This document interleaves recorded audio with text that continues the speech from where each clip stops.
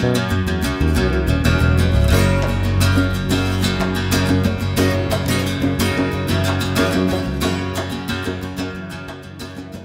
my friends, and welcome to this week's news. At the top of the news, the Islamic State, ISIS, has recruited an army hundreds of thousands strong, far larger than previous estimates by the CIA, according to a senior Kurdish leader who said the ability of ISIS to attack on mainly widely separated fronts in Iraq and Syria at the same time shows that the number of militant fighters is at least 200,000, which is 7 or 8 times bigger than previous foreign intelligence estimates. Also, more than a week ago, the top European Union diplomat, Federica Mogherini, made an appeal on Saturday for the establishment of a Palestinian state. That is to say, she's calling for the dividing of Jerusalem. This is prophecy unfolding, my friends. Look at Zechariah chapter 12 and Joel chapter 3 verse 2. Also, just last week, an Islamic imam led the United States House of Representatives in prayer in the name of Allah, adding, "Thee do we worship," as those representing the people of America stood with their heads bowed. This is an abomination to Elohim directly from the House of the United States of America. And further, that disgusting event was followed by America's National Cathedral's very first Muslim service, conducted by the same imam, where they covered everything in the cathedral that had anything to do with our Messiah, Yeshua. Talk about America turning its back on Elohim. Wars and rumors of wars. Monday, November 10th, intense artillery fighting broke out in the separatist bastion of Donetsk in eastern Ukraine. Firing close to the town center began at 2 a.m. Ukraine time and could still be heard at the same intensity hours later. A suicide bomber, dressed in a school uniform and apparently carrying explosives in a student backpack, killed at least 48 people at a boys' school in northeastern Nigeria on Monday.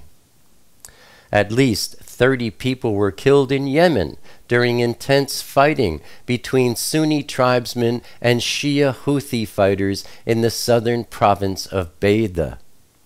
The gun battle erupted on Monday as the tribesmen, believed to be backed by al-Qaeda fighters, launched a counterattack to push back the Houthis, who have been expanding their control of the city of Rada'a.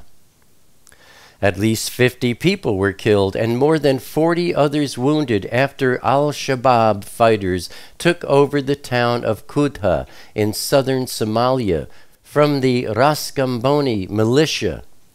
Then on Tuesday, November 11th, Iran and Russia signed 3 long-term cooperation documents detailing how Russia will construct 2 atomic power plants in Iran.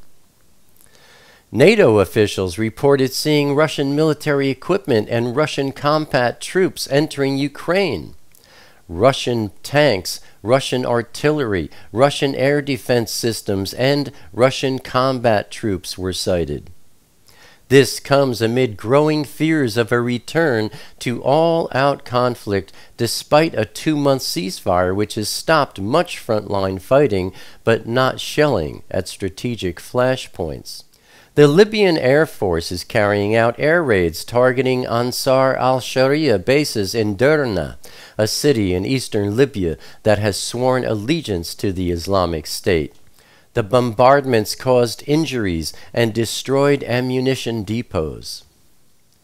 Then on Wednesday, November 12th, several hours of heavy artillery fire rocked Donetsk, the most intense fighting since the weekend, And aside from their activities in Ukraine, Russia is sending warships toward Australia ahead of the G20 meeting.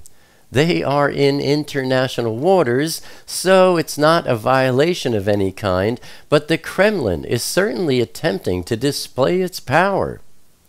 A pair of Norwegian F-16s intercepted a Russian flight of mighty Su-34 fullback fighter bombers off the coast of Finnmark this week.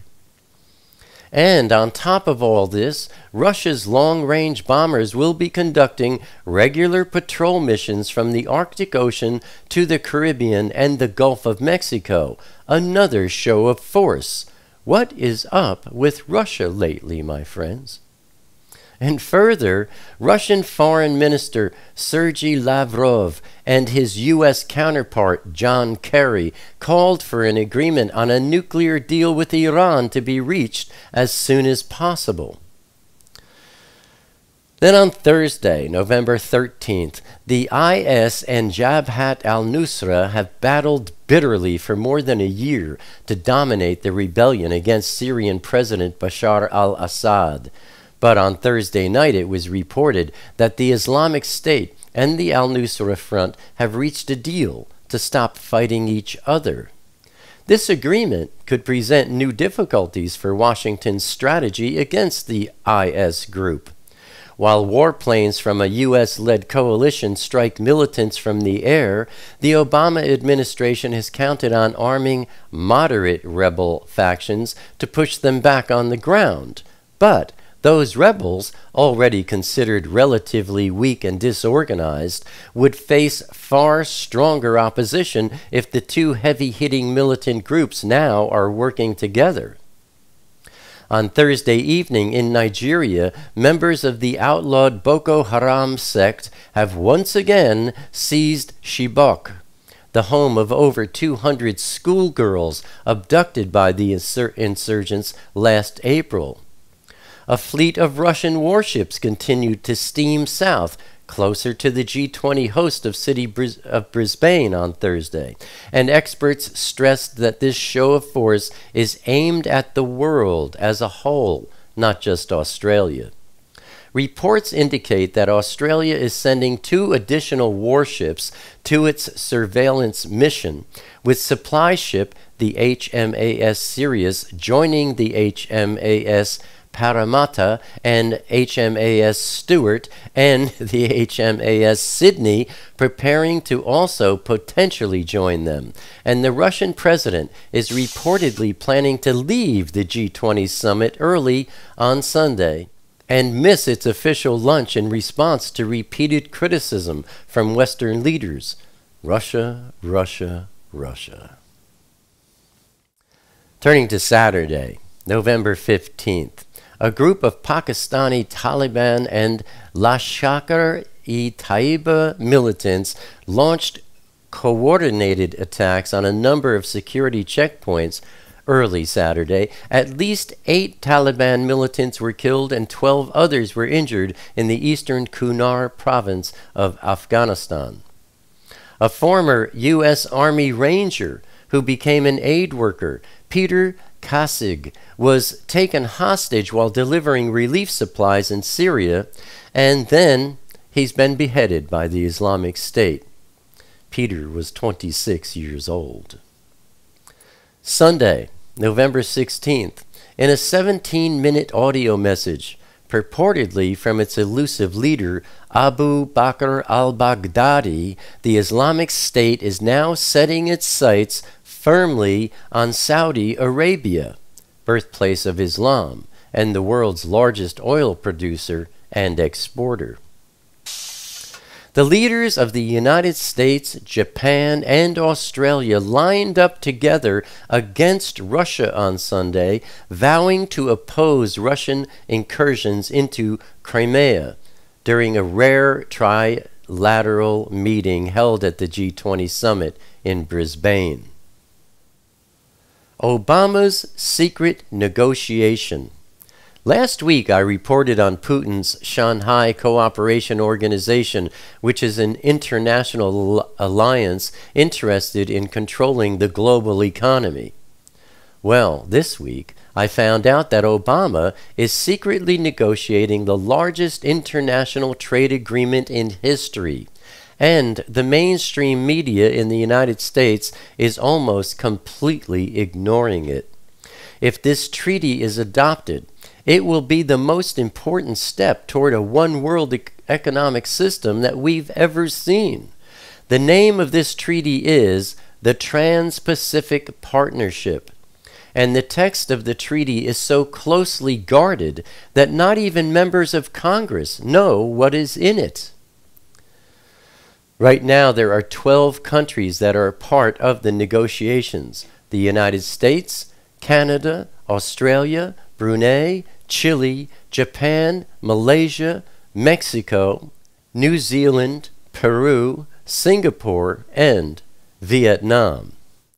These nations have a combined population of 792 million people and account for an astounding 40% of the global economy. And it is hoped that the EU, China, and India will eventually join them as well. This is potentially the most dangerous economic treaty of our lifetimes, my friends, and yet there's very little political debate about it. As it was in the days of Noah. Here we go again with Satan's work of blurring the gender line. If you live in Minnesota, your high school daughter might soon be showering next to a boy after athletic practice if a transgender policy being considered by the Minnesota State High School League is approved next month. And beyond Minnesota, such a policy could be coming to other states too if there is not already one. Can you imagine? Boys and girls showering together in school? Of course, they wouldn't think of doing anything but showering, right? Signs in the heavens.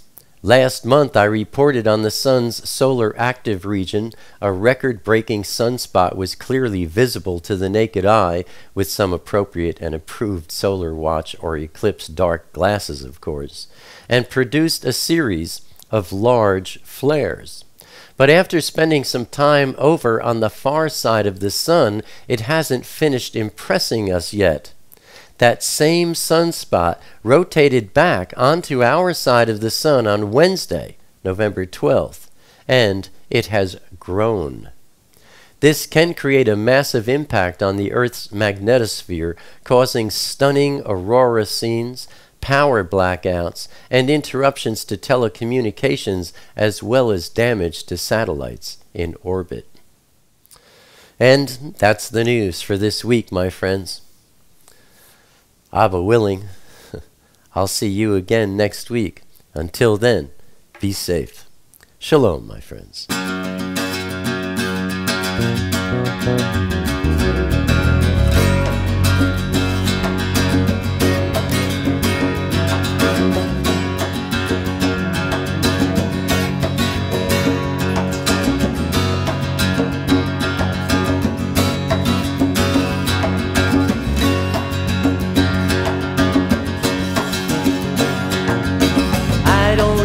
Crowded rooms, I need more space than I consume. Enough is time alone with you, underneath a naked moon, sharing confidential moods and making chatter. Mockingbird nocturnal sings notations of eternal things, entering the quantum breeze, flying not for want of wings. He lights his gaze on you and me, simply because we matter.